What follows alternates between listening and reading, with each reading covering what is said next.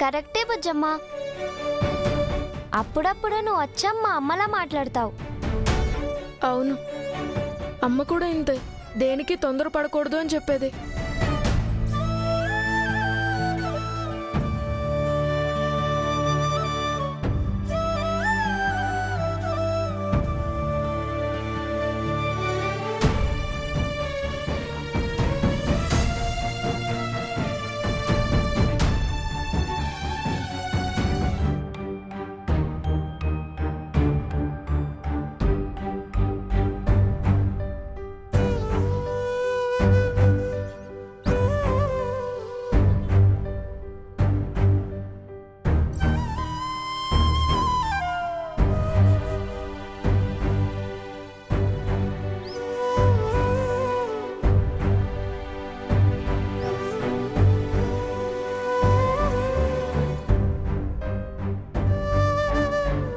మనం వెయిట్ చేయబట్టి half an hour అయ్యింది.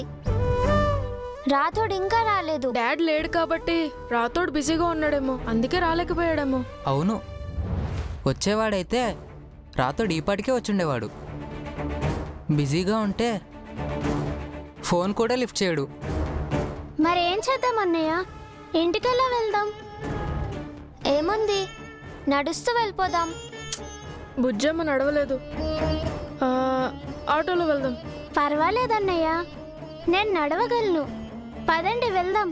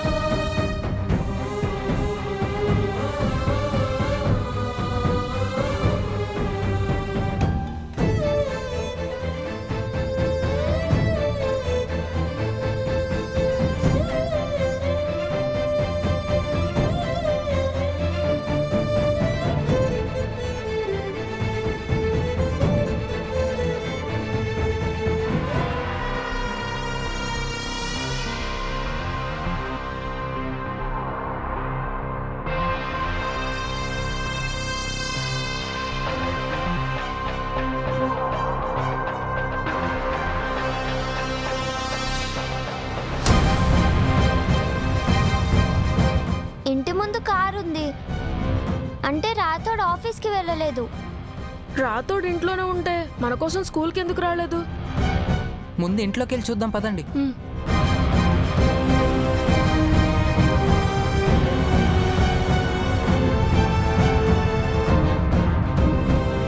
రాథోడ్, మిస్ అమ్మా. యాదమ్మా వచ్చారా? ఈరోజు ఇంత ఆలస్యమైంది? మా కోసం రాథోడ్ స్కూల్కి రాలేదు యాదమ్మా. ఇంటి ముందు కారుంది, రాథోడ్ ఎక్కడ యాదమ్మా? మిస్ అమ్మ కూడా కనిపించట్లేదు. ఎక్కడికి వెళ్ళింది యాదమ్మా? ఏంటండి సైలెంట్గా ఉంటారు? చెప్పండి. ఇద్దరూ హడావిడిగా బయటికెళ్లారు. ఎక్కడికి అని అడిగితే నాకేం చెప్పలేదు. హడావిడిగా వెళ్ళాడా? ఎవరికైనా ఏమైనా అయ్యిందా యాదమ్మా? నాకు తెలియదు అంటున్నాను కదా. ఆనంద్, మిస్ అమ్మకు ఫోన్ చేయి.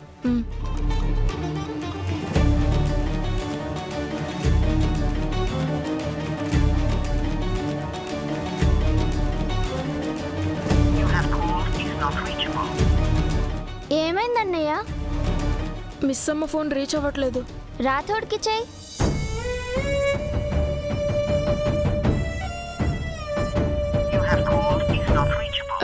రాథోడ్ ఫోన్ కూడా రీచ్ అవ్వట్లేదు. ఇద్దరి ఫోన్లు రీచ్ అవ్వట్లేదా? ఎక్కడికి వెళ్ళినట్టు? నీకు తెలిస్తే చెప్పు యాదమ్మా. ఎవరికేమైంది చెప్పండి ఆంటీ ప్లీజ్. నాకేం తెలీదు. నాతో ఏం చెప్పలేదని చెప్తున్నాను కదా. స్కూల్ నుంచి రాగానే నన్ను సతాయిస్తున్నారు. వెళ్ళి స్నానం చేసి రండి. తినడానికి స్నాక్స్ ఏదైనా పెడతాను.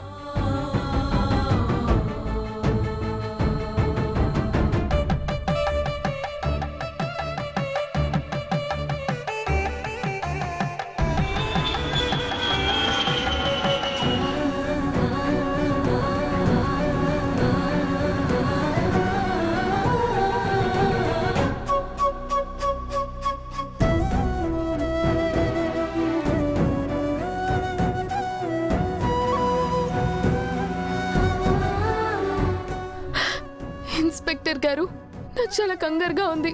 ఆయనకి ఎలా ఉంది? ఏం కాలేదు కదా? ఎందుకు మీరు ఎంత అడిగినా చెప్పట్లేదు? అసలు మా సార్కి యాక్సిడెంట్ ఎలా అయింది ఎస్ఐ గారు?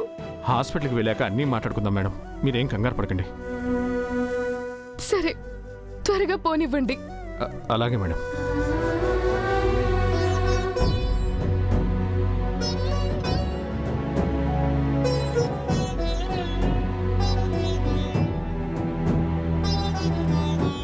ఈ పాటికి ఫ్లైట్ ల్యాండ్ అయి ఉంటుంది. బాకీ వాళ్ళు వస్తూ ఉంటారు.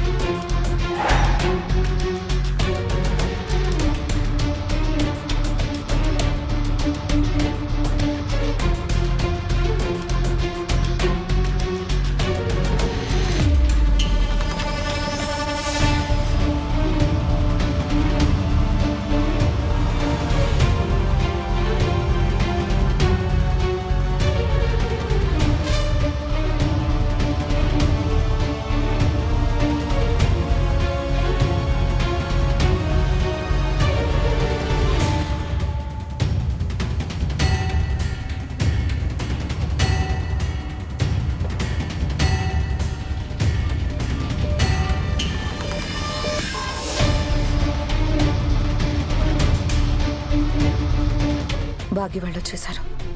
సర్జరీ చేసిన అమరేంద్ర బ్రతికే ఛాన్సెస్ తక్కువ ఉన్నాయని డాక్టర్ చెప్పారు. కాసేపు ఆగి లోపలికి వెళ్తాను.